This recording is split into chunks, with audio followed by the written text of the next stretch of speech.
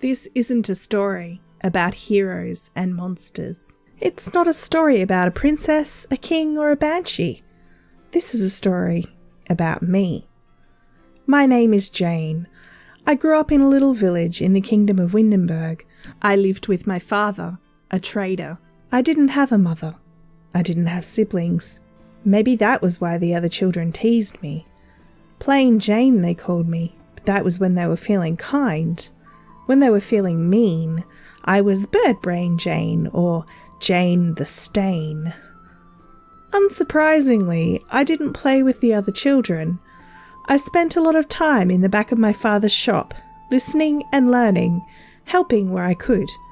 When he had meetings and needed privacy, he sent me to gather herbs in the woods. That was where I met Tristan. He was my age, but he wasn't from my village.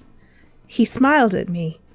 When I was too nervous to smile back, he nodded as though understanding and helped me collect herbs.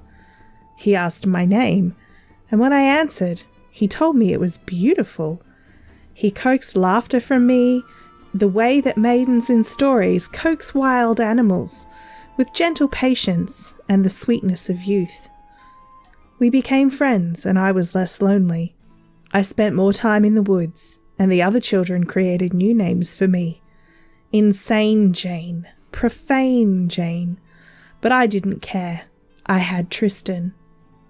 When I was a teenager, my father told me we must move to the city, and I cried. I cried for days. I tried to run away, to force him to stay in our village, but the prospect of him leaving me alone, of being without him, brought me back to his side. Tristan was my friend, but my father was my world. We moved, and Tristan was lost to me. I was miserable in the city. The air smelled of too many humans, of smoke and despair. The miasma entered me. I was infused with it. And that is how I caught the eye of the painter, Benedict. He came to our shop to buy pigments, and after a time spoke to my father of my demeanour and how I would be the perfect study for a painting he was working on. The waif, it was called. My father was suspicious, but Benedict won him over, and they agreed that I would sit for the painting. The payment, father told me, would be my dowry, because I was a marriageable age and he wanted me to marry a good man, have a good life. To our surprise, Benedict not only paid my father for my time, but he gifted him the painting. And then he asked for my hand. I didn't want to marry this eccentric painter, but my father was old now, and he insisted that I must. He was scared, I realised, of what would happen to me when he was gone. I had heard what happened to unmarried women, the things they had to do to survive. I became scared too, and so I agreed.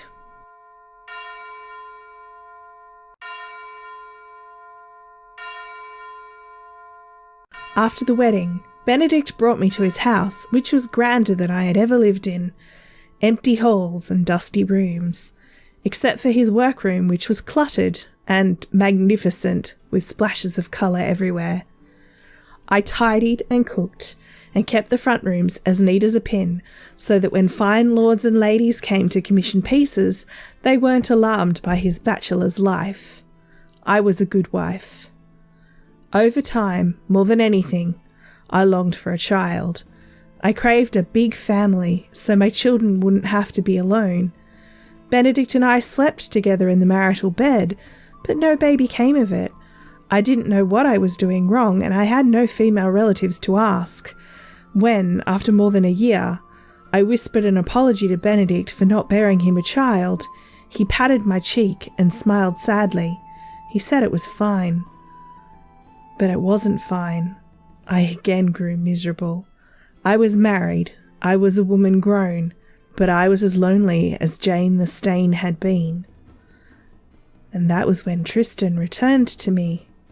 He found me in the garden picking herbs as he had when I was a child, and he too was no longer a child, but a man grown. I asked him how he'd found me. I heard your pain, he said, with that same gentle smile I remembered, a smile tinged with sadness that mirrored my own.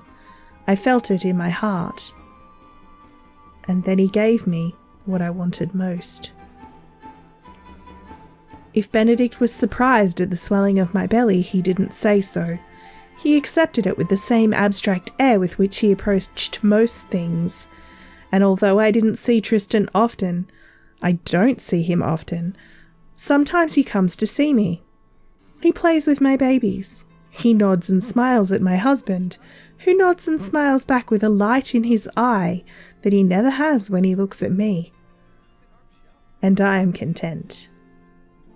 One day, Tristan tells me, when my children are grown and no longer need me, we will run away to the forest together. We will play in the moonbeams and dance with the moths. My name is Jane. I am a wife, a mother, a waif, and a lover. And one day, I will be the fairy queen. I lied. My story was, after all, about a king.